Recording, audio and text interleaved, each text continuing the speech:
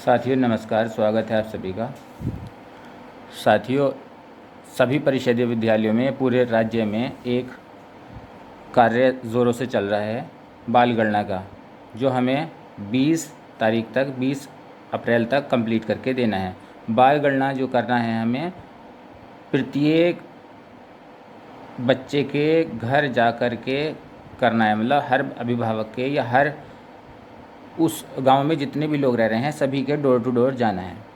ये बाल गणना कैसे करना है और किस पर करना है? साथियों, जो हमने इस वर्ष मिशन प्रेरणा के अंतर्गत जो 14 रजिस्टर खरीदे हैं, उसी में से एक बाल गणना का रजिस्टर है। उस पंजिका में, उस रजिस्टर में हमें ये गणना करनी है। अब यहाँ पर कन्फ्यूज़न है, बाल गणना कब से कब तक करनी है, मतलब किस वर्ष से किस वर्ष तक करनी है। जो शासनादेश आया है उसमें तो 5+ से 14 तक बाल गणना करनी है, 14 तक बच्चों की बाल गणना करनी है। लेकिन जो अलग अलग दिशा निर्देश जारी किए जा रहे हैं उसमें 3 से 14 वर्ष आयु के बच्चों की गणना करनी है। वो बच्चे चाहे किसी भी विद्यालय में पढ़ रहे हों, उन सभी का डाटा कलेक्ट करना है।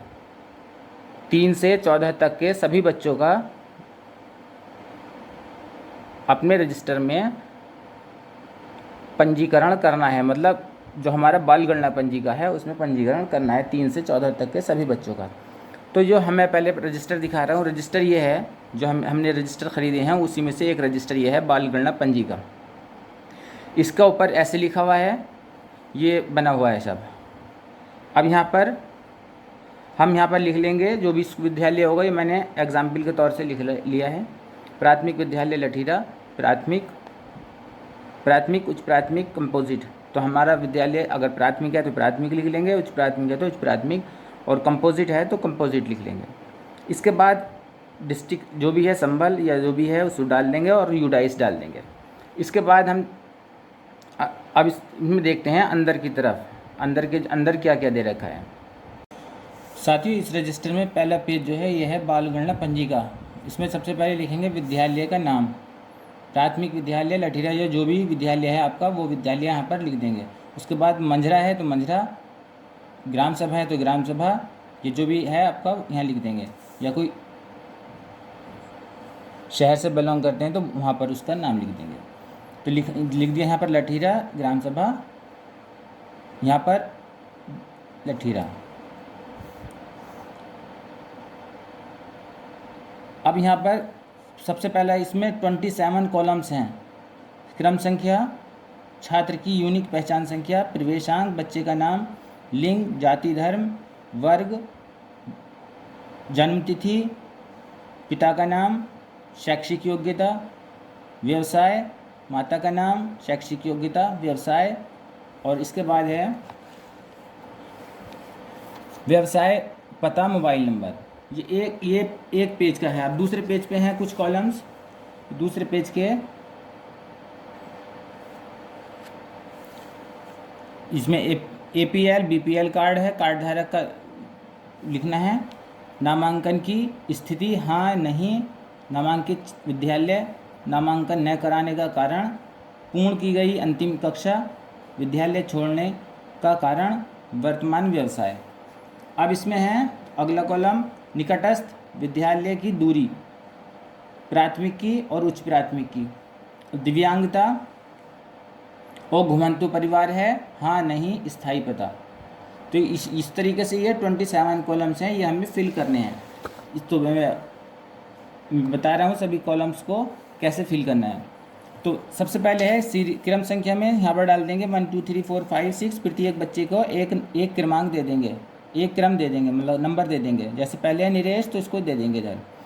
अब निरेश में प्रवेशांक, यूनिक आईडी अभी हमें मिली नहीं है। यूनिक आईडी शासन स्तर से सभी बच्चों की बनाई जा रही है, तो बाद में यहाँ पर फिल कर देंगे। अब इसमें निरेश है मेल, लिंग में मेल डाल देंगे, हम इस तरह से बना देंगे। जाति धर्म में अगर जो भी जाति है उसकी वो यहाँ पर जाति धर्म लिख देंगे, हिंदू यादव। और वर्ग OBC, ओबीसी है तो ओबीसी, जनरल है तो जनरल, एससी एसटी जो भी है वो यहाँ पर लिख देंगे। जन्म तिथि लिखेंगे अपने रजिस्टर से देख के अगर हमारे यहाँ पर आया है, या फिर उसके पेरेंट्स उसको जो कार्ड होता है जन्म प्रमाण पत्र उससे देख करके लिखेंगे यहाँ पर। पिता का नाम यहाँ पर लिख देंगे, उसके पिता का नाम सुगढ़पाल लिख दिया यहाँ पर। शैक्षिक योग्यता, इनकी शैक्षिक योग्यता जो भी होगी यहाँ पर लिख दी जाएगी, और उसमें व्यवसाय में कृषि लिख दिया, जो भी है उनका व्यवसाय वो यहाँ पर लिख दिया जाएगा। माता का नाम श्रीवती। ये इतने कॉलम्स हो जाएंगे। और उसके बाद शैक्षिक योग्यता श्रीवती की वो यहाँ पर लिख देंगे। व्यवसाय इनका क्या है, ये हाउसवाइफ हैं या कुछ काम करती हैं, वो यहाँ पर लिख देंगे। और मोबाइल नंबर व पता, अब यहाँ पर इनका जो गांव है वो लिख देंगे यहाँ पर लठीरा, और दूसरा उनका यहाँ पर मोबाइल नंबर लिख देंगे। यहाँ पर मैंने मोबाइल नंबर अभी लिखा नहीं है, उसके बाद जब अवेलेबल हो जाएंगे सभी नंबर मैं यहाँ पर लिख दूँगा। इसके बाद है अगला कॉलम नंबर 15, एपीएल कार्ड है या बीपीएल कार्ड है। तो यहाँ पर एपीएल है तो एपीएल लिख देंगे। सभी बच्चों पे अब सभी लोगों पर अब एपीएल है, बीपीएल शायद ही किसी पर हो। नामांकन की स्थिति हाँ नहीं, नामांकन है तो यहाँ पर हाँ लिख देंगे। नामांकित विद्यालय कौन से विद्यालय में है, तो रानी लक्ष्मीबाई विद्यालय, जो भी वहाँ पर एग्जाम्पल के तौर पर लिखा है यहाँ पर लिख लेंगे। नामांकन न कराने का कारण, अगर नामांकन नहीं हुआ है तो किस कारण से नहीं हुआ है। और पूर्ण की गई अंतिम कक्षा जो आपके विद्यालय में है या उन्होंने पढ़ाई करके छोड़ दी है, 5वां करके 8वां करके या 6ठा करके जो भी है, अगर वो यहाँ पर छोड़ दिया है तो यहाँ पर लिखेंगे। अगर उन्होंने पढ़ाई छोड़ दी है तब इस कॉलम में लिखा जाएगा कि 6ठी पास करके 4 पास करके वो यहाँ पर लिख देंगे। विद्यालय छोड़ने का कारण, अगर उन्होंने विद्यालय छोड़ा है तो किस कारण से छोड़ा है वो यहाँ लिखेंगे। वर्तमान व्यवसाय कृषि। निकटस्थ विद्यालय की दूरी, प्राथमिक की तो ये 0 किलोमीटर यहाँ पे लिख देंगे, 0 किलोमीटर। उसी गांव में है प्राथमिक विद्यालय तो 0 किलोमीटर लिख देंगे। और उच्च प्राथमिक विद्यालय थोड़ा दूर है, 1 किलोमीटर पे है आजकल सभी 1 किलोमीटर, तो इसमें लिख देंगे उच्च प्राथमिक विद्यालय 1 किलोमीटर दूरी पर है।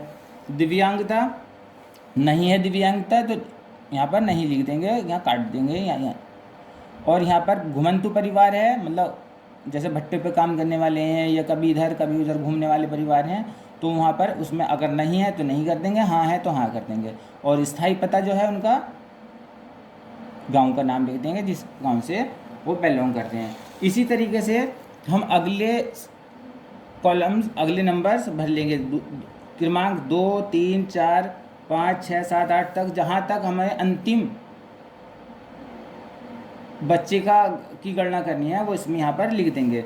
और उसके बाद प्रवेशांक है, अगर किसी बच्चे का हमारे विद्यालय में प्रवेश है तो उसका एसआर नंबर लिखेंगे यहाँ पर। जैसे कविता है, कविता का एसआर नंबर लिख दिया। फीमेल है, यादव है, ओबीसी है, 1/4/16 उसकी डेट ऑफ बर्थ है। और उसके पिता का नाम रमेश है, मम्मी का नाम सोनिया है, और कृषि उनका व्यवसाय है।